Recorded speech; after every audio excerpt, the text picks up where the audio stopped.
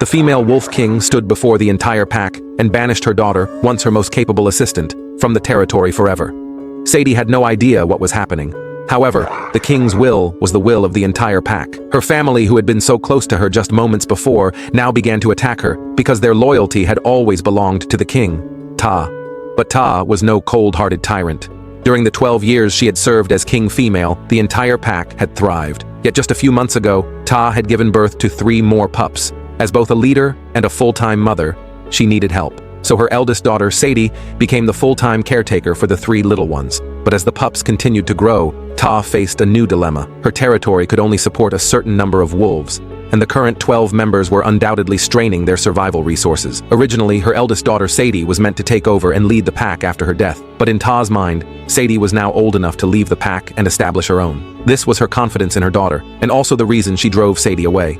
Sadie wandered the grasslands for days, continuously rejected by the pack. She had no choice but to hunt alone.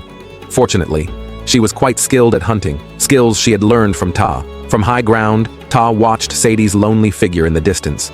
She understood that when maternal love conflicts with a leader's duty, sometimes the deepest love means pushing away with a hardened heart.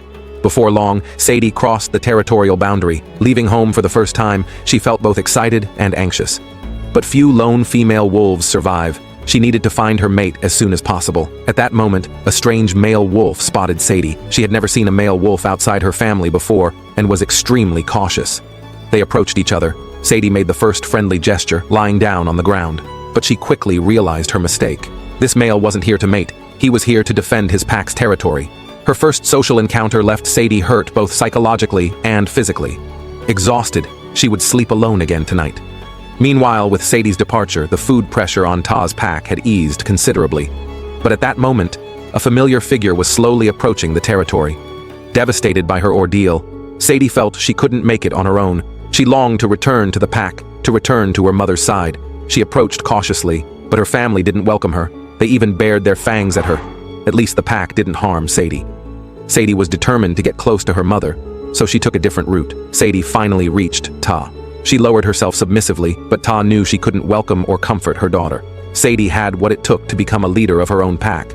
She had to leave, and this time, she couldn't come back. Time passed quickly. Nearly a year had gone by since Ta gave birth to the pups, and Sadie had never returned. The young wolves were now as large as their mother. As they played and roughhoused, a familiar figure watched from a distance. Sadie hadn't let Ta down. She now had her own territory, had found a mate who loved her, and was about to establish her own pack, carrying on Ta's legacy.